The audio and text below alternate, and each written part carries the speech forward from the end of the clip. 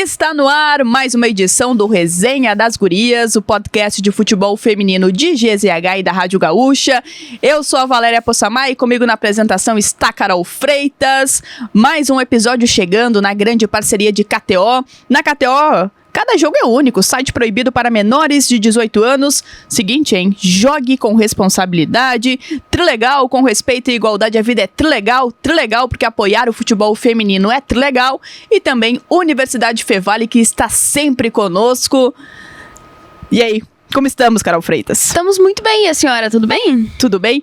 Vamos sair hoje do campinho e vamos pra quadra? Vamos às tuas ordens, querida. O que tu mandar, a gente vai falar aqui hoje. Vamos botar um tênisinho de futsal hoje? Sem uma chuteira de travas? Tem um tênisinho de futsal? Eu tenho um tênisinho de futsal. Isso aqui é só pra vocês saberem com quem vocês estão lidando, tá? Não, muito longe disso.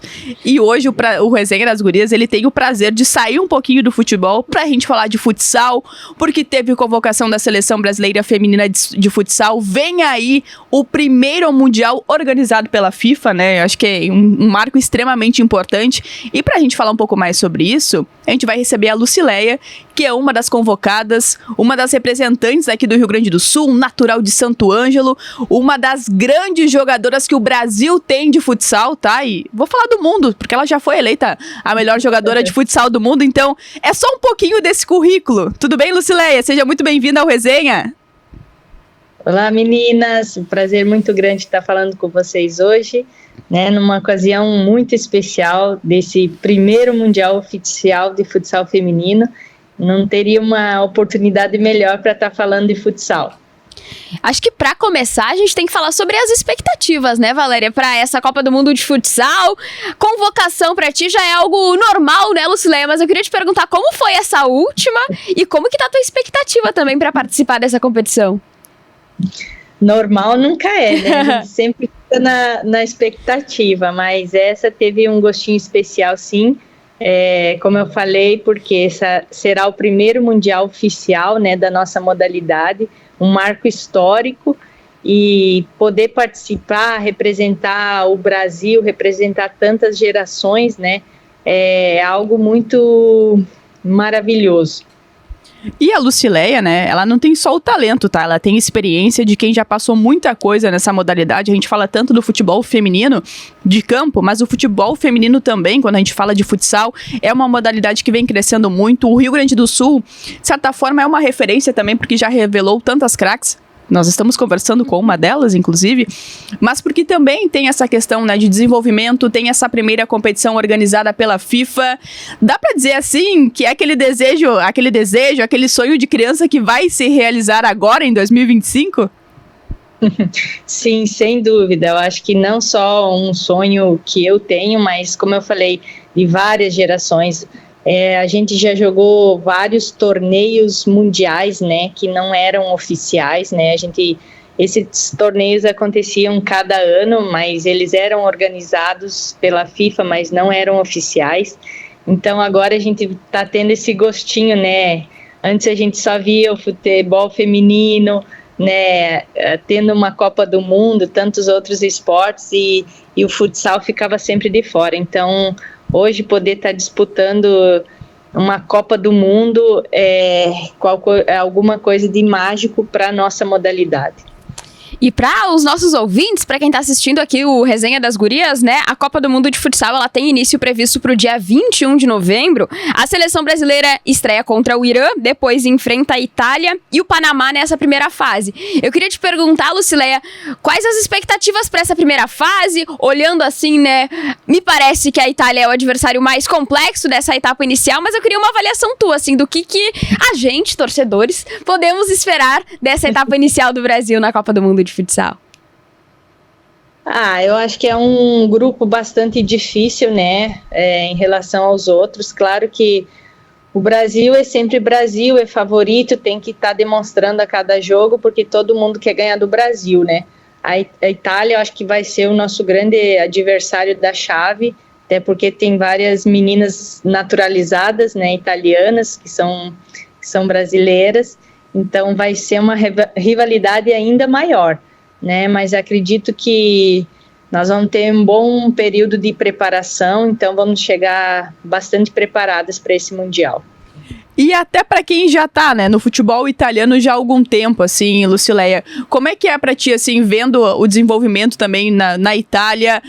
Já vai saber algumas estratégias também, né, da adversária que tá no grupo, mas o quanto que o futebol italiano ele também se desenvolveu e o quanto que esse conhecimento, que no seu caso, né, pode ajudar a seleção nessa fase de grupos? Então, é uma seleção que evoluiu bastante, né? Eu acho que essa possibilidade de ter brasileiras naturalizadas ajuda bastante no crescimento. Eu que tenho acompanhado, né, mais de perto aqui, tenho algumas companheiras de time que fazem parte da seleção. Então, como a Itália tem vários campeonatos europeus, eles se reúnem a cada mês, para treinamento, então elas vêm muito forte também, numa crescente muito grande, e eu tenho certeza que vai ser um jogo bem difícil. E quais que tu vê, Lucileia, como as diferenças, assim, né, do nosso futebol brasileiro praticado aqui no Brasil pro futsal praticado aí na Itália, né? Quais são as diferenças de estrutura, de investimento, enfim, né? O que te fez também ir pro futsal italiano? A questão de estrutura, eu acho que eles estão muito à frente, né? Hoje a gente tem uma liga aqui na Itália que dura 10 meses, né? Com jogos de ida e volta, tem um calendário que sai em agosto já, então, com tudo decidido, tem a Copa Itália, onde jogam os primeiros 8 colocados, né? Da chave. Então, assim, são 2 competições, né? Mas que duram 10 meses. Em relação ao Brasil, eu acho que, claro, dificulta, porque o Brasil é um país muito grande, então dificulta fazer esse campeonato numa chave única com jogos de ida e volta. Eu acho que a gente ainda não está preparado para isso, mas tecnicamente, taticamente, o Brasil está na frente em relação à estrutura aqui da Itália. Lucileia, eu queria até ouvir de ti, assim, o que representa hoje ser uma jogadora de futsal? Você deve ser uma das poucas jogadoras da tua geração, né, que vão ter a oportunidade de disputar esse primeiro mundial que é organizado pela FIFA, que vai representar um marco. Para quem saiu de Santo Ângelo aqui no Rio Grande do Sul, hoje está ganhando o mundo, né, com diversos prêmios que a gente olha assim na tua carreira, diversas conquistas. O que representa para ti ser atleta de futsal? Representa uma responsabilidade muito grande, porque não é fácil, né? É uma luta diária, como você falou. Eu já sou de uma geração mais antiga, então passei por muitas dificuldades, muita luta, mas assim, hoje eu me sinto privilegiada, né, de poder estar desfrutando. Muitas meninas da minha época não tiveram essa oportunidade. É uma responsabilidade muito grande ser jogadora de futsal, porque a gente representa uma luta, uma dedicação que deve ser a cada dia, porque é como se você tivesse que demonstrar todo dia, a cada jogo, a cada competição, e é um sonho também, né, de poder hoje estar realizando esse sonho de muitas meninas. A gente carrega um peso muito grande de portar esse sonho, né, que é o sonho de muitas gerações que não tiveram essa oportunidade. E como é que era, Lucileia? Vamos fazer uma retrospectiva aqui, né? Como era o futsal, assim, quando começou assim, a tua carreira profissional mesmo, né?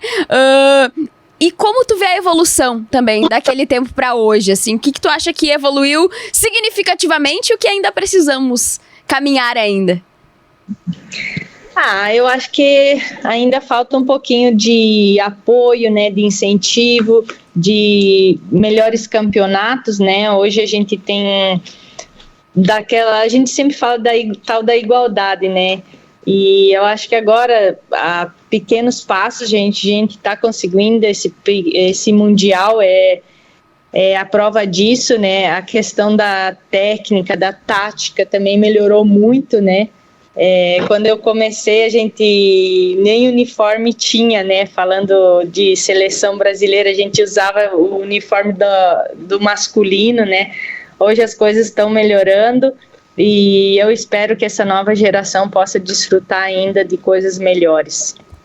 Vamos voltar um pouquinho mais, então, aproveitando esse gancho, né, já que a gente está recordando algumas coisas importantes, para falar sobre o teu início, que é uma coisa que a gente sempre gosta de conversar com quem é a nossa convidada. Acho que para trazer isso também para nossa audiência, para entender como é que foi tudo isso, né, hoje, né, com um currículo invejável de tantas conquistas, de ser uma jogadora tão representativa para o futsal aqui do Brasil, mas como é que foi? Esse início começou em Santo Ângelo?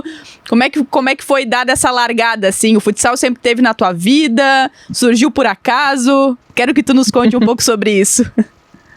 Não, eu desde pequena eu sempre, né, gostei muito de jogar futebol, mas na verdade eu não tinha, né, na época não tinha escolinha, não tinha muitas meninas que jogavam, então muitas vezes eu ia na casa da minha avó, né, tinha uma sala enorme e eu jogava sozinha, né, fazia as goleiras com havaianas, né, e jogava sozinha, chutava de uma parte, chutava da outra.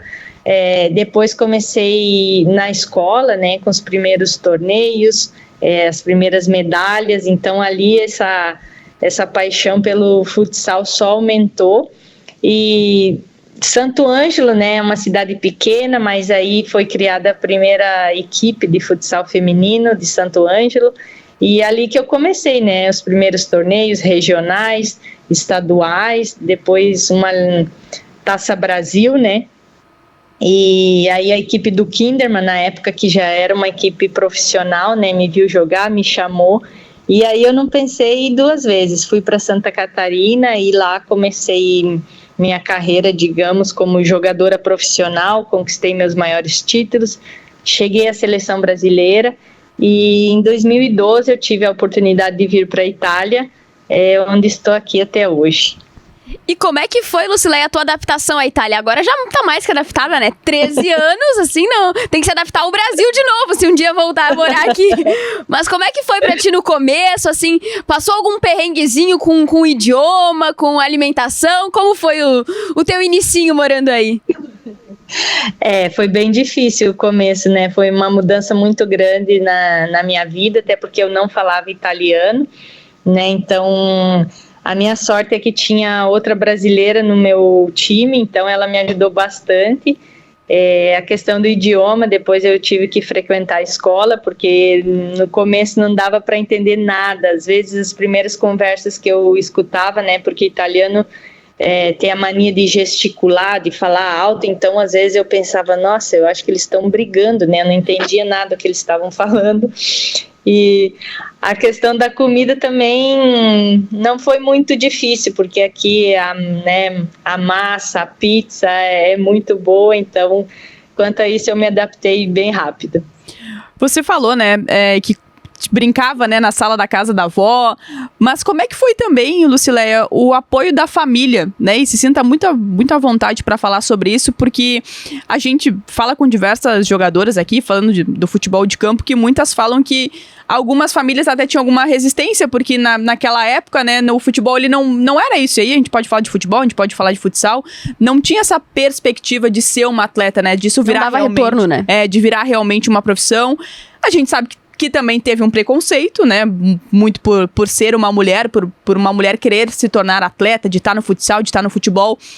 Como é que foi essa parte, assim, pra ti?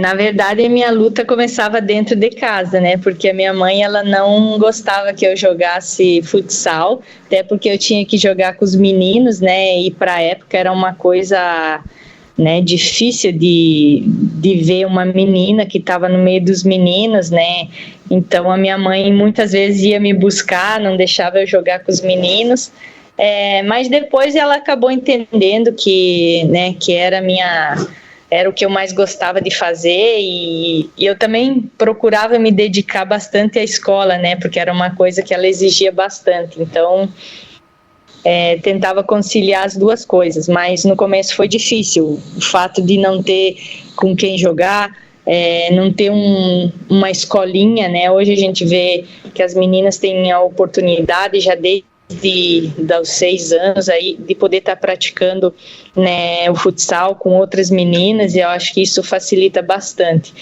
Infelizmente, eu não tive esse privilégio, né? Comecei já com 17 anos.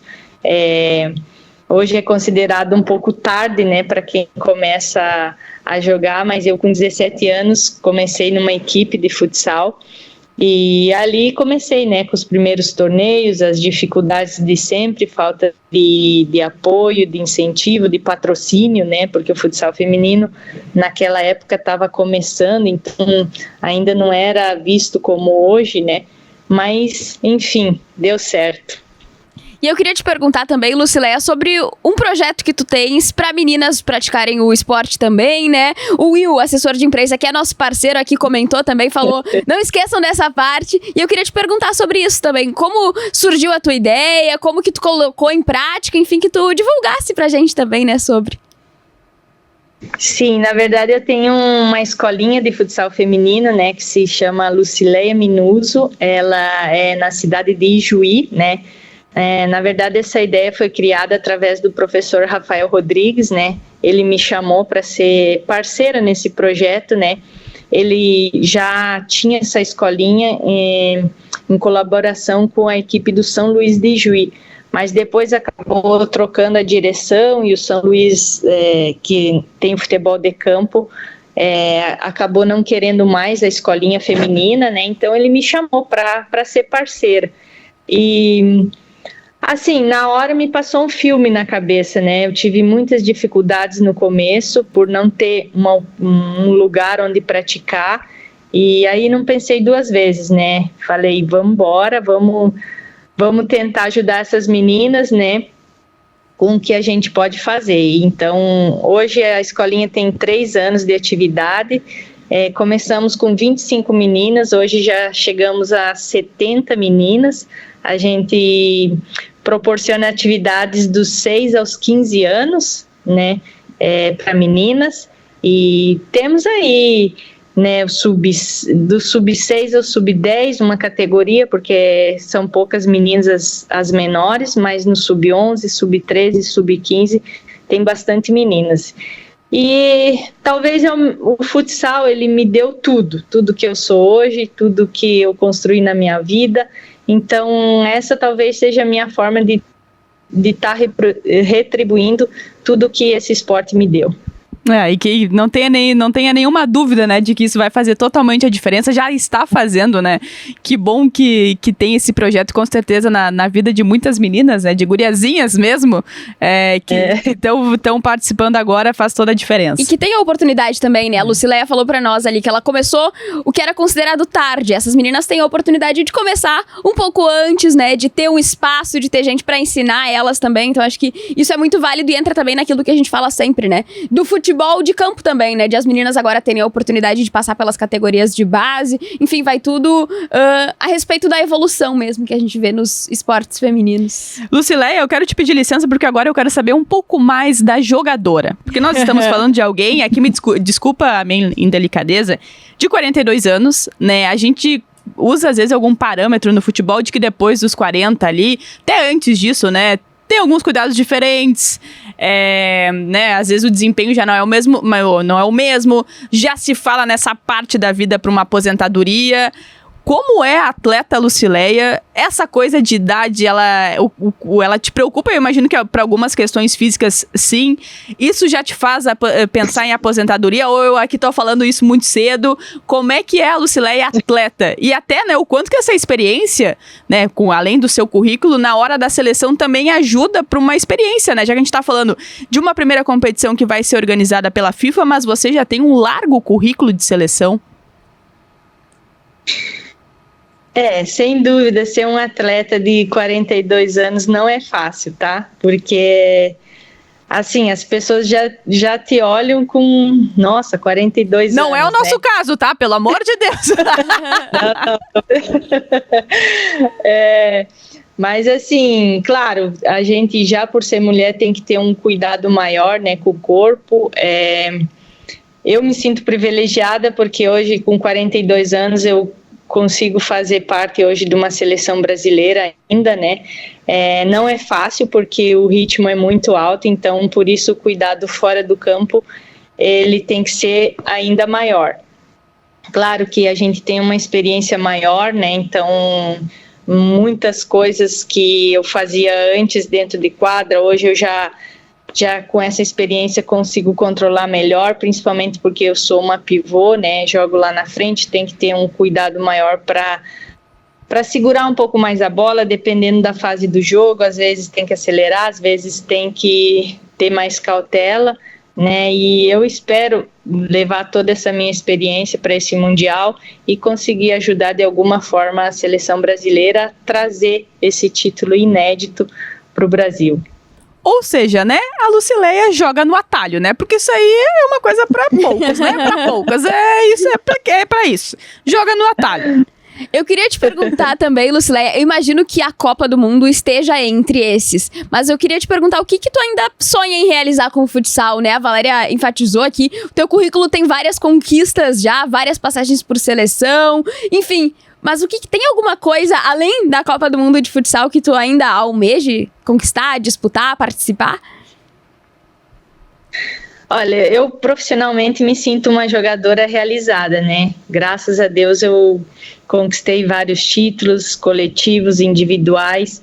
Esse Mundial será como zerar o game, né? Como a maioria das pessoas falam.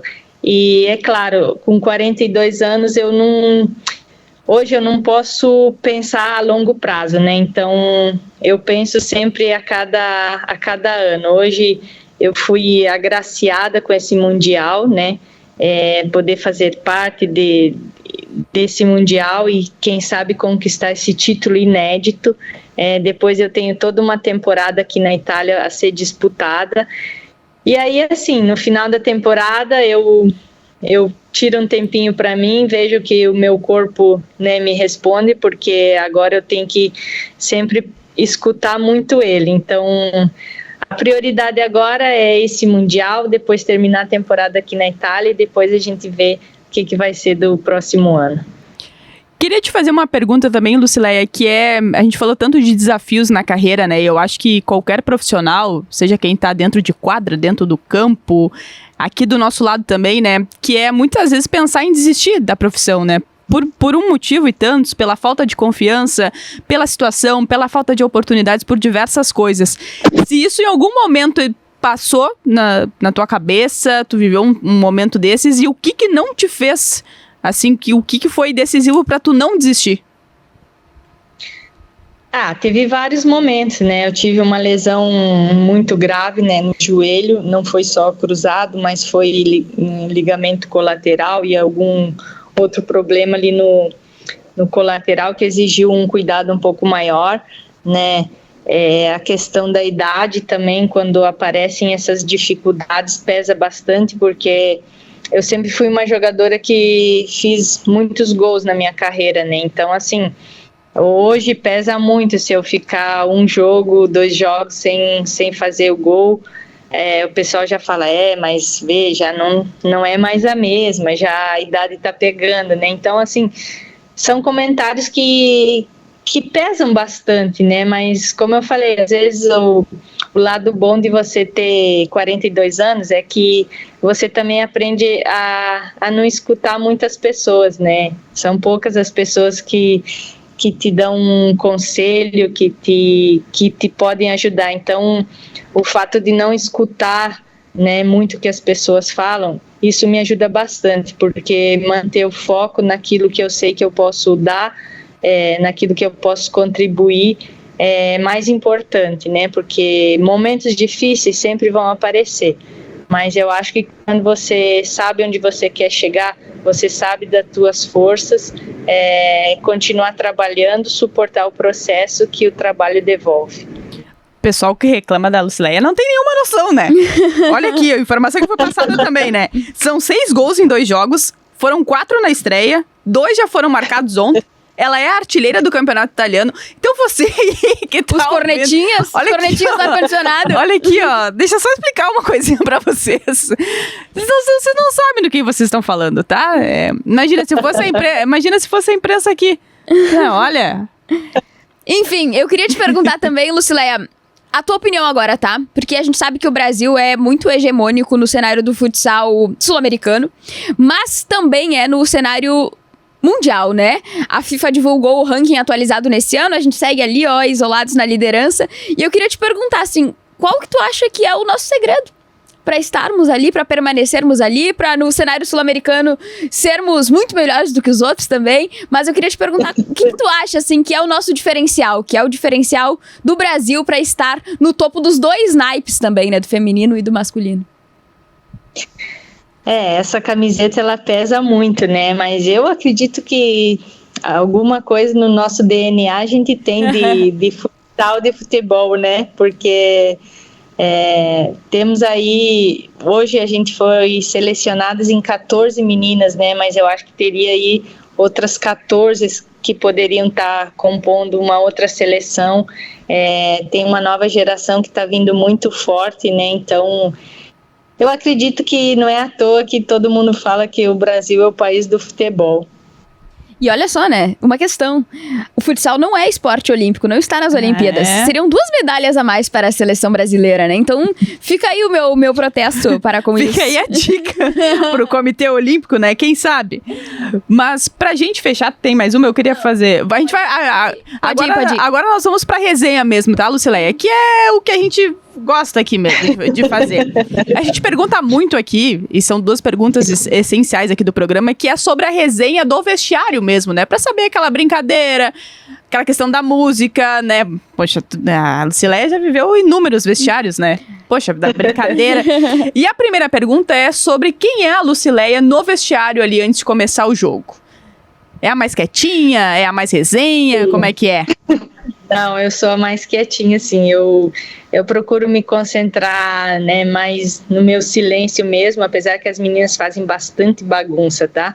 É música alta, mas é como se eu tivesse que ter um momento mais comigo mesmo, né, então procuro ficar mais no meu cantinho lá, me concentrando, né, mas a turma da bagunça é outra.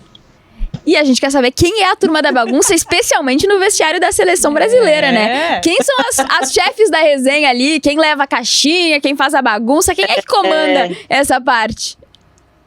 Olha, tem várias aí, mas a Ana Luísa é a que leva a caixinha, né? Que de caixinha não é nada, porque ela tem uma caixa bem grande. Né? A Luísa, a Emily, a Tati também, não parece que ela é bagunceira, mas ela é muito bagunceira, nossa capitã, né? Então, a Amanda também, a Camila, tem várias. Pô, se a capitã tá fazendo, então, fazendo a resenha, tá liberada, né? Mas eu queria perguntar também uma outra coisa, né? No vestiário do Biton, tu toca umas músicas brasileiras, assim, ou é mais música... Toca. Ah! Não, toca. O que tu gosta de ouvir? O que tu gosta? Eu escuto um pouco de tudo, né? Na verdade, eu sou mais do sertanejo mesmo, que é mais ali dos meus lados, né? Mas perfeito, totalmente a favor. As meninas colocam um pouco de tudo, né? Até porque tem italianas também, então a gente tem que ser democrático também, né?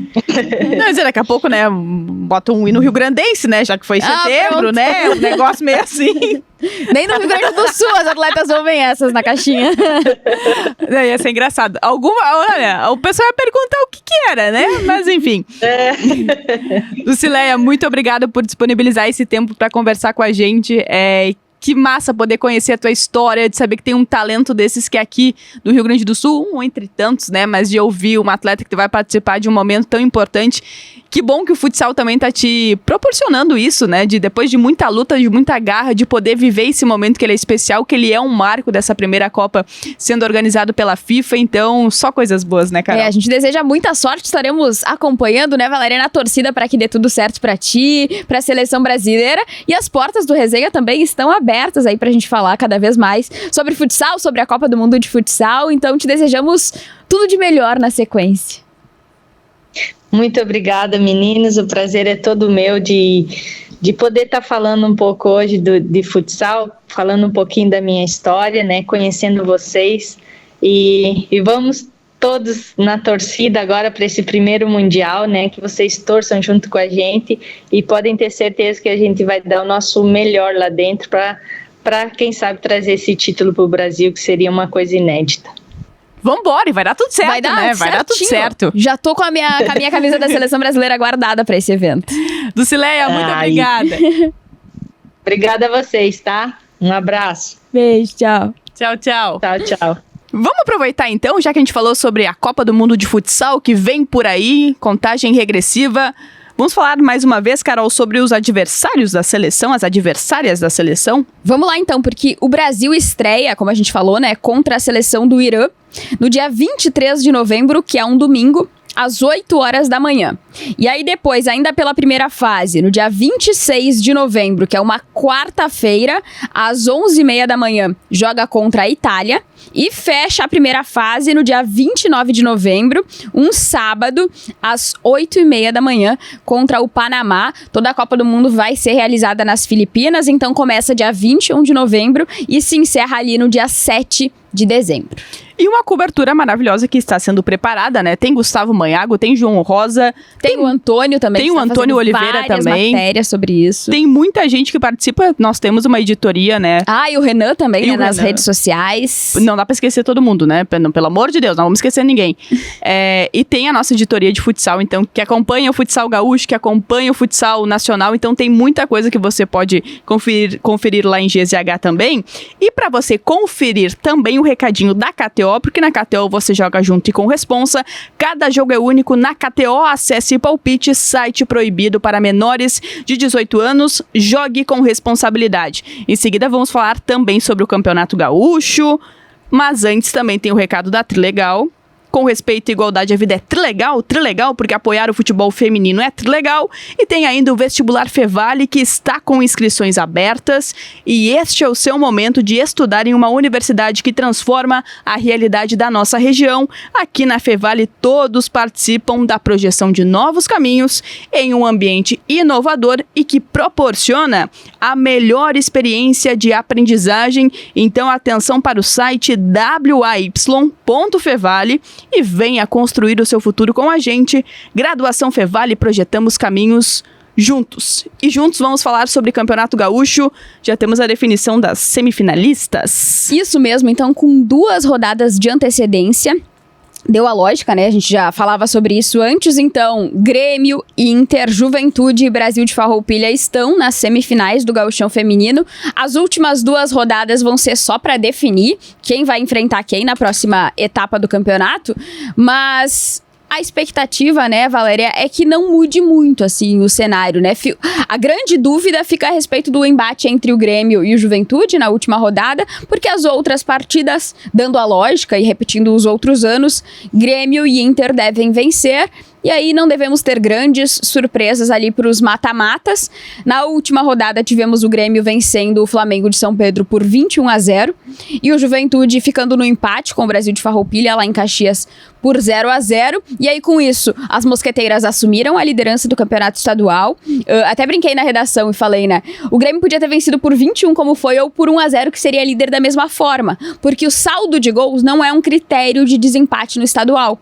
O critério de desempate é gols sofridos. O Grêmio sofreu 3, o Inter sofreu 6, e aí por conta disso as mosqueteiras estão na liderança, o Inter vem na segunda colocação, o Juventude está em terceiro e o Brasil fecha ali a zona de classificação. O Flamengo é o lanterna, não pontuou, é a pior campanha desde que criou o departamento feminino, então fica aí o resumão, né, do que foi a rodada.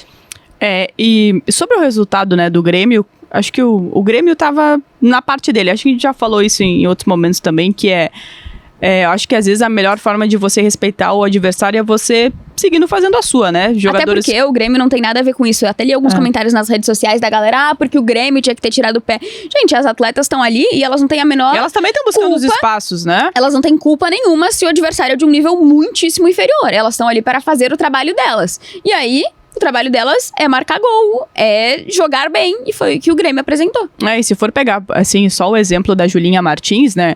A Julinha tá buscando o espaço dela entre as profissionais, né? E que bom que ela pôde marcar também pela primeira vez sendo profissional do Grêmio. Acho que tem alguns pontos que, claro que o resultado ele chama muito a atenção. E aí eu acho que traz a outra reflexão que a gente já falou muitas vezes aqui. A forma como tá sendo feito o campeonato, assim, ela vai colocar esse tipo de situação, né? Um time amador que vai enfrentar a dupla Grenal ou a Juventude vai tomar uma goleada. Então, assim, eu acho que o Flamengo, ele faz de tudo, né, pra conseguir ter o melhor time, de conseguir ainda manter o projeto, mas acho que a questão acredito que a questão da organização, ela precisa ser melhor trabalhada pro ano que vem, porque senão a gente pode ter um campeonato ano que vem com 4. Se esse ano foi com 5, ano que vem pode ter 4 apenas. Sobre a questão da Julinha, só queria fazer um parênteses de uma situação que eu achei muito legal que aconteceu lá no CT. A Giovaninha sofre o pênalti. E aí a galera que tá na arquibancada, tinha bastante gente da família da Julinha, depois eu conversei com ela ali, torcendo por ela. E tinha algumas atletas que estavam no departamento médico, que também estavam nas arquibancadas ali, a Maria Dias, a Letícia, que não tá no departamento médico, tá, mas que tava na arquibancada também, a Bia Santos e a Daniela Montoya, acho que eram essas 4 que estavam ali nas arquibancadas. E aí quando a Giovaninha sofre o pênalti, as meninas começam a gritar, deixa a Julinha bater. E aí a Giovaninha tá com a bola, olha pra trás e chama a Julinha pra bater. Então acho que é uma cena muito legal, assim, da cumplicidade mesmo, né? De 2 jovens, né? De 2 jovens, exatamente, né? Porque mesmo que a Giovaninha esteja consolidada ali, ela tem 23 anos. Então é uma menina ainda, né? Acho que é 23 ou 22. É uma menina ainda, mas que já está consolidada no profissional. Então teve esse bom senso de olhar pra menina que tá fazendo seu 4º jogo pelo profissional e dizer...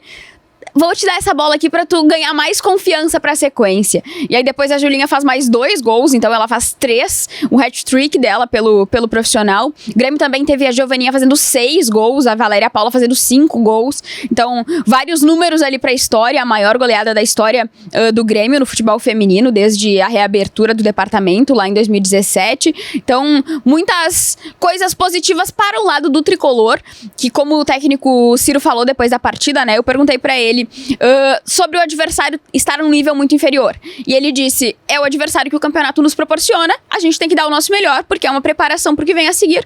E acho que tá corretíssimo. É o que o Grêmio tem pra enfrentar. Então vai ter que enfrentar como se estivesse enfrentando um time de nível superior, que é o que vai ter nas próximas 2 rodadas. Então vai enfrentar o Brasil agora, depois o Juventude, e aí começam os mata-matas. Então é a preparação que tem pra fazer. O Grêmio não tem culpa de o adversário ser muito inferior, tem que fazer o que precisa ser feito. Foi feito, foi entregue, então acho que é sobre isso também. Bom, e nós fechamos essa edição do Resenha das Gurias para dizer que na semana que vem segue a rodada do Campeonato Gaúcho, são as últimas 2 rodadas. Tem muita coisa rolando ainda, a gente já falou da questão da classificação, as equipes buscando uma melhor colocação dentro da fase classificatória, tem muita coisa. Tem Ladies Cup também na sequência, que o Grêmio será o representante aqui do Rio Grande do Sul. Já falamos do futsal, né? Que vem aí também com sua Copa do Mundo. Então tem muita coisa. Tem a Copa Gramado também, hein? Na semana que vem. É. Na semana que vem? É. Não, nesta semana a Copa Gramado se inicia com a participação da dupla Grenal. Então as equipes vão fazer com uma mescla da equipe sub-15 com a 17, porque a competição é sub-16. E aí teremos mais Grenais, né? Teve pouco nessa temporada, então temos mais. Tem data FIFA também. Grenal. Olha aí, tem data FIFA Muita também coisa. na sequência.